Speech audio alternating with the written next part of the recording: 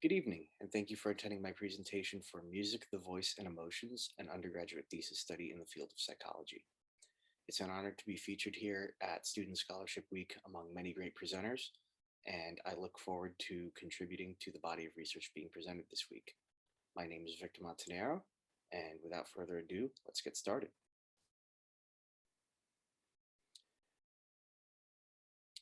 Past research has outlined numerous acoustic features such as volume, tempo, rate, pitch contour, and sharpness, among others, that are typically associated with music but are also found in speech.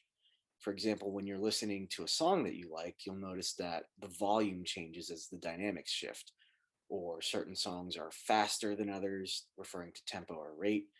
And obviously, with music, the pitch is always changing. Similarly, when I talk, the pitch of my voice changes. I might speak at a louder or a softer volume, depending on how many people I'm talking to, what setting I'm in, or what I'm trying to convey. And the rate and speed at which I talk also changes. So we have these similarities between music and speech in their acoustic features, but how they're processed in the brain is a little bit more complicated than that. Past research has established that they are separate but similar mental processes, in the sense that music and speech don't completely overlap, but there is a bit of a partial overlap. For example, as you can see by the correlation displayed, as more error is made in the ability to reproduce musical pitch, more error is also made in the ability to reproduce sentence pitch. However, when those constructs are measured separately, um, music does tend to be easier to reproduce. So they're separate, but there is a little bit of a relationship there. Likewise, neuroimaging research has outlined Broca's area in the brain as a potential overlap area for music and speech processing. So we've established these similarities between music and speech in both their processing in the brain and their acoustic features. In speech, we refer to these acoustic features as speech prosody. And in the 1980s, it was theorized that these were the elements of speech that conveyed emotions, such as pitch contour and volume, and also inflection, which was recently discovered to be unique to each emotion. Additionally, it's also worth noting that some emotions are more obvious than others when it comes to how they're conveyed in speech prosody. For example, fear and sadness tend to be easier to recognize than happiness, anger, and disgust. So, with all that in mind, it makes sense to theorize that those who are more attuned to these quote unquote musical features of speech would have greater ability to recognize emotion conveyed by those elements of speech, and might even possess greater emotional intelligence in general, given that being able to recognize emotions in others is part of emotional intelligence. However, there's conflicting evidence for this theory. Certain studies claim that a relationship does exist. Other studies have found no evidence to support such a relationship. So, why is that? Well, common practice in research on this topic is to measure musical experience by self report, usually by asking participants how many years they've had of experience or formal training, or by comparing musicians against non musicians. However, this doesn't account for individual differences in musical ability. Training and experience are great, but they don't guarantee ability. And inversely, someone with a high level of ability may or may not have had lots of experience or musical training. One of my favorite examples of this is the musician pictured here, Frank Zappa, who is the perfect example of someone who doesn't really need a lot of training to become a virtuoso. Some people are just naturally good at playing music. So, our solution to this was to measure musical ability with an instrument that is both common to musicians and non musicians, regardless of experience, and that is both common to music and speech. So, our instrument of choice was the voice. And by using the voice, we provide a more direct measurement of musical ability. So, with all that in mind, the current study aims to answer the question: if musical elements of speech convey emotions, then participants with greater singing abilities will also be able to recognize those emotions in speech prosody, which again are those musical acoustic features of speech. So we had a few hypotheses that we wanted to test for this study. The first one being that accurate singers would outperform moderately accurate singers, who would in turn outperform inaccurate singers in the ability to recognize emotions in speech prosody. We also hypothesized a main effect of emotion type, in that neutrality and sadness would be easier to recognize overall than happiness, anger, fear, and disgust. And this is actually consistent with a good portion of the literature. We also hypothesized that there would be an interaction between emotion recognition and emotion type, in the sense that the differences between emotion types would not be the same between singers of different accuracies. We actually expected that even on the harder emotions, the accurate singers would outperform everybody else to a greater degree than they would on the easier to recognize emotions. Second, to analyze the overall relationship, we predicted that there would be a positive correlation between singing accuracy on a continuous scale and overall emotion recognition scores. 75 people participated in the study. We had 16 men and 59 women, ages 18 to 53, with a mean age of 20.04 years and a standard deviation of 4.37 years. Participants signed up via Sona Systems and received a private Zoom link to the study, which was run by either myself or one of the research assistants. And as mentioned, this was an online study conducted via Zoom over a platform called Finding Five. For our ethical considerations, there was no risk beyond that of daily life. Participants' information was kept confidential and no personalizing information was collected, and they participated anonymously. For their time, they were compensated 1 Sona research credit.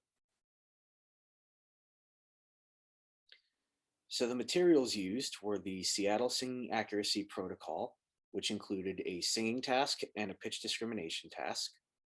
In the singing task, participants warmed up their voices, and then they heard sequences of 4-note melodies and imitated them with their voices.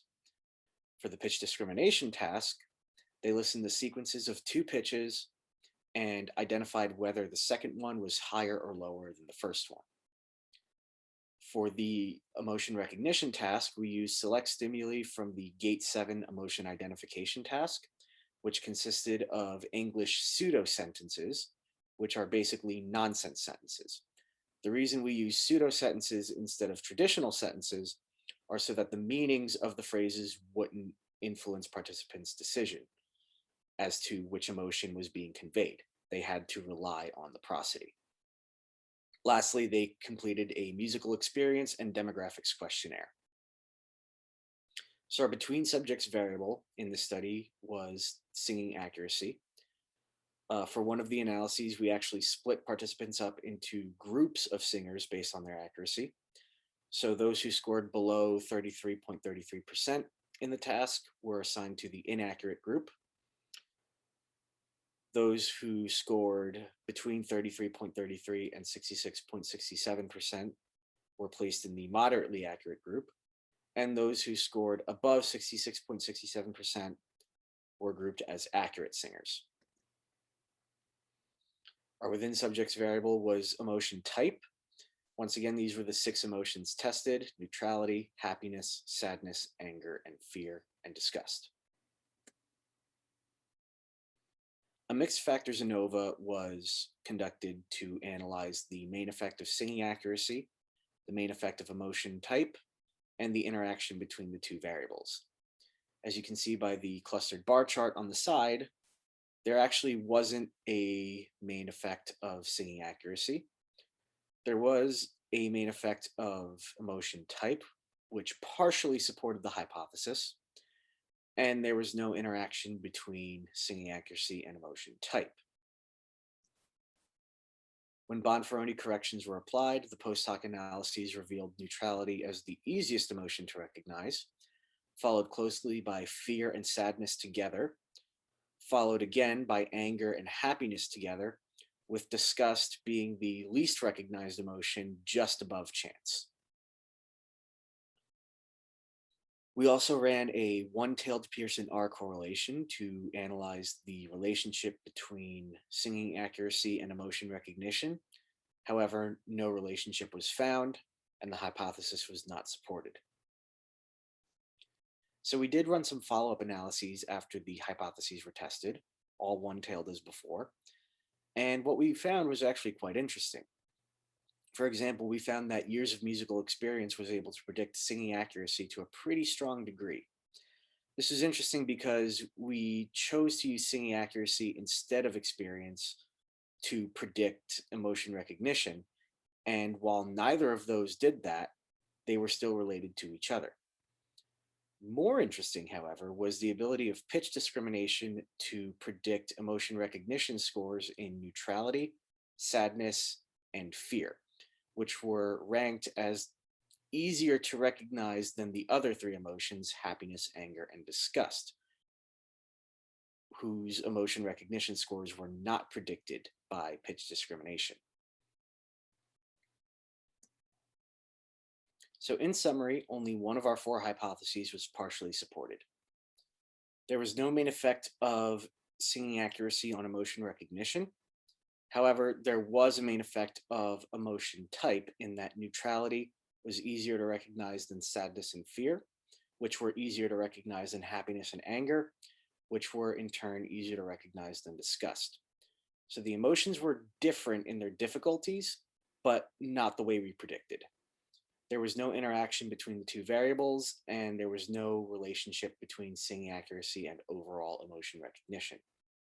However, when we ran follow-up analyses, we found that pitch discrimination was a much better predictor than singing accuracy of the three most recognized emotions compared to the other three.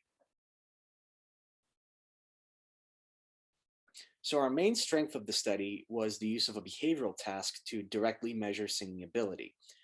This allowed us to take individual differences in that domain into consideration.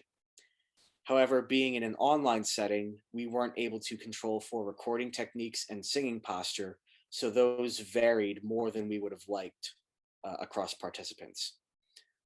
Additionally, the tasks were non-adaptive, meaning that they didn't change in difficulty as the participants progressed. So what we found from the study is that emotions aren't all equally recognizable. Some are easier, some are somewhere in the middle, and others are actually pretty difficult to recognize. Interestingly enough, it was pitch perception rather than pitch imitation that predicted the ability to recognize emotions in speech prosody. In hindsight, this does make sense because you don't have to be a good singer in order to perceive changes in pitch. And if you can perceive changes in musical pitch, then it makes sense that you can also perceive those changes in speech prosody and correctly identify what emotion is being conveyed. For future research, we believe that the use of adaptive tasks for pitch perception and pitch imitation would better account for individual differences in participants' abilities across those domains. We also think that in the interest of cultural differences, that language should be used as another variable. We do still believe that there is the potential for future research, ideally conducted in person, to find significant relationships between musical ability and emotional intelligence. Such results would have potential implications for music therapy and music education. For example, if there is a relationship between the two variables, then it's incumbent upon the American education system to take full advantage of that.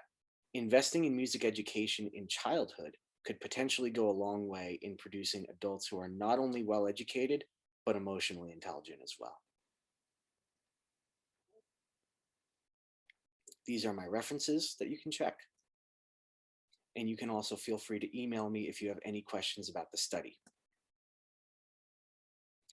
I would like to thank my friends and family for their support over these past few years as I've been pursuing my bachelor's degree in psychology. And I would like to thank my advisor, Dr. Stapley, for her mentorship over these past 2 years, ever since I began my studies in this field. I would also like to thank my thesis professor, Dr. Greenspan, for her support and her guidance throughout the entire process of developing the study. Last but not least, I want to thank the Music, Voice, and Cognition Lab research team for helping me conduct this study and run participants. It wouldn't have been possible without you guys. So thank you again to Miriam Atabi, Catherine Rivera, Arelis Bernal, Abby Arango, Sydney Squire, Adriana Zeffuti, and Joseph LaBarbera for all of your help and your hard work. And of course, thank you to everyone who attended my presentation today, and enjoy the rest of the presentations, and good luck to all the other presenters. Thank you again.